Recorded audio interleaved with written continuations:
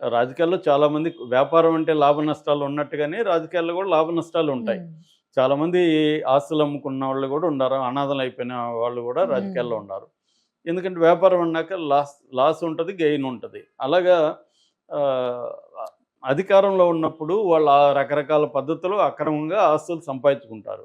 So, ఇప్పుడు వాళ్ళు ప్రతిపక్షంలోకి వెళ్ళిపోయినప్పుడు ఇంతకుముందు అధికారంలో ఉన్నోళ్ళు ప్రతిపక్షంలో ఉన్నోళ్ళు అధికారంలోకి వచ్చినప్పుడు వీళ్ళేం చేస్తారంటే వాళ్ళని ఆర్థికంగా బలహీనపరచడం, దెబ్బ హ్మ్. కొట్టడం, వాళ్ళ హ్మ్. ఆస్తుల్ని స్వాధీనం చేసుకోవడం, వాళ్ళ వ్యాపారాల్ని దెబ్బ కొట్టడం ఇవన్నీ చేస్తుంటారు. దీనివల్ల వాళ్ళు ఫండ్స్ ఉండవు. వాళ్ళు బలహీనమైపోతారు.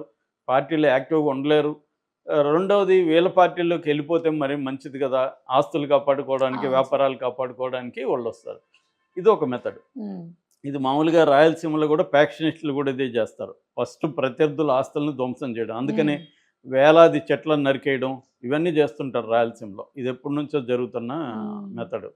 సో, ఈవెన్ అక్కడ పనిచేసే మావోయిస్టులు కూడా ఇదే మెథడ్ అప్లై చేస్తుంటాడు. ఇంతకుముందు గతంలో పరిటాల రవి చెట్లు పీపుల్స్ వార్ వాళ్ళు నరికేసిన హ్మ్. సందర్భాలున్నాయి.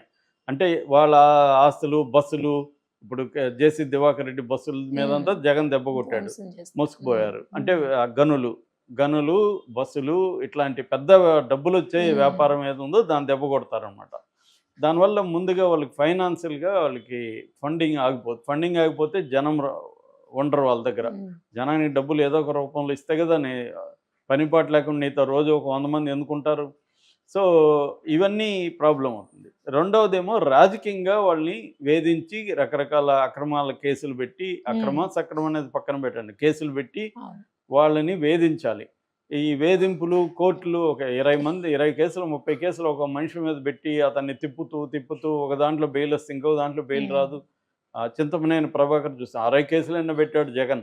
ఒక కేసులో బెయిల్ రాగానే మళ్ళీ పోలీసులు మళ్ళీ అవును సార్. పట్టుకుపోతారు. ఈ వేధింపులను హ్మ్. తట్టుకోలేక వాళ్ళు రాజకీయాల నుంచన్నా విరమించుకుంటారు. లేదు వీళ్ళ పార్టీ మారు పార్టీలనన్నా చేరతారు. ఇది హ్మ్.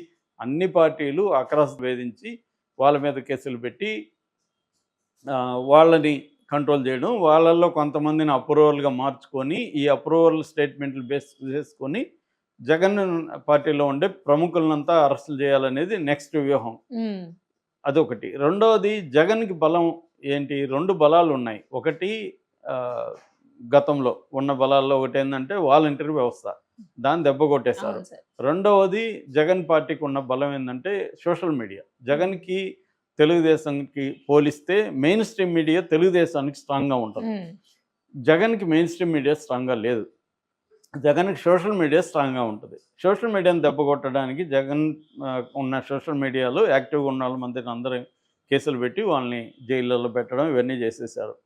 దాన్ని ఎదుర్కోవడానికి జగన్‌కి ప్రాబ్లమ్ ఏందంటే జగన్ పార్టీ నిర్మాణం మీద ఫోకస్ లేదు ముందు హ్మ్. నుంచి కూడా. హ్మ్. తెలుగుదేశంకి పార్టీ నిర్మాణం మీద సౌత్ ఇండియాలో ఒక ద్రవిడియన్ డీఎంకే తర్వాత తెలుగుదేశానికి చాలా స్ట్రాంగ్ పార్టీ నిర్మాణం ఉంటది. ముందు హ్మ్. నుంచి కూడా చంద్రబాబు దాని మీద ఫోకస్ చేశాడు. సో, దానివల్ల తెలుగుదేశానికి పార్టీ నిర్మాణం, లీగల్ సెల్లు ఇవన్నీ స్ట్రాంగ్‌గా ఉంటది. అందుకని ప్రతిపక్షంలో ఉంటూ కూడా తెలుగుదేశం పార్టీ జగన్‌ని ఇబ్బంది పెట్టగలిగింది. అధికారంలో ఉన్నా కూడా జగన్‌ని హ్మ్. ఇబ్బంది పెట్టగలిగిందంటే చంద్రబాబుకి వ్యవస్థల మీద ఉండే పట్టు.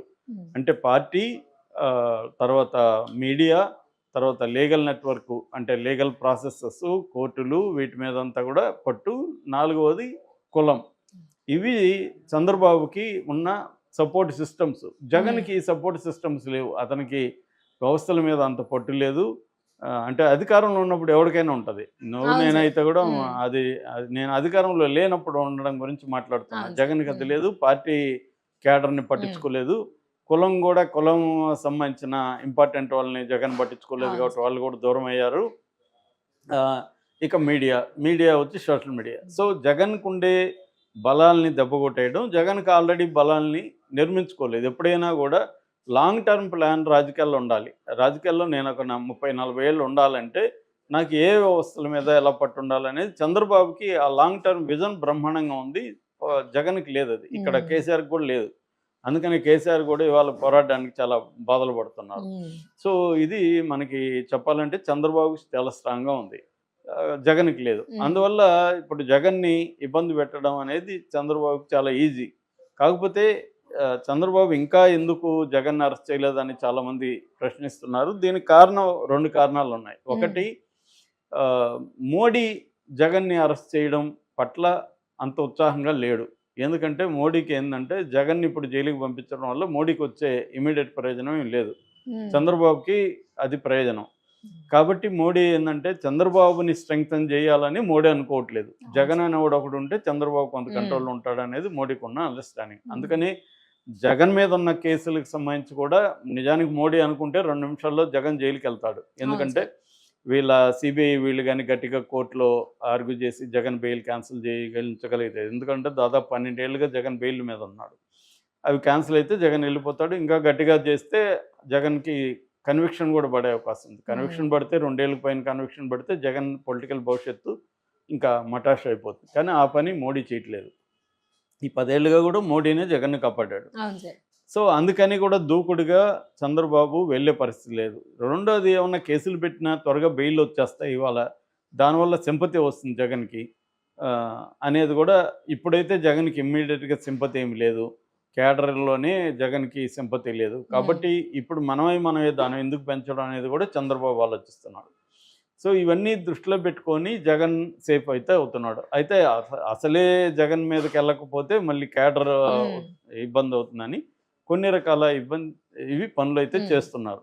అందులో ఆ భూములు ఓవరాల్‌గా 1250 ఎకరాలు అని చెప్తున్నారు టోటల్‌గా.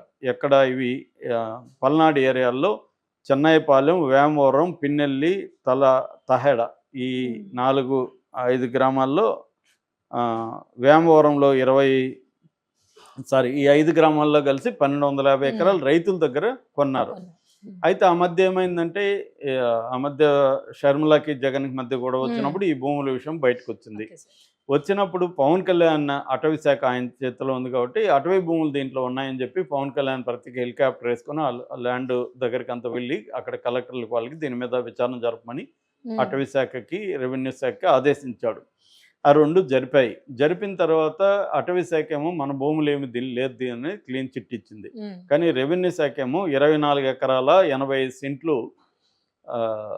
అసైన్డ్ భూములు అంటారు. అసైన్డ్ అంటే ప్రభుత్వం ఎవరికో చేసుకోమని ఇస్తుంది. అసైన్డ్ అవి చేసుకోవడం అమ్మడానికి కొనడానికి లేదు. జగన్ వచ్చినాక ఒక బిల్లు తెచ్చాడు. అందులో 20 ఏళ్ళు కానీ అసైన్డ్ భూములు ఎవరున్నా ఒక దగ్గర ఉంటే అమ్ముకోవచ్చు అనేది. కానీ దీనికి వర్తించదు. సో ఈ అసైన్డ్ భూముల్ని జగన్ కొన్నాడు. సో అసైన్డ్ భూములు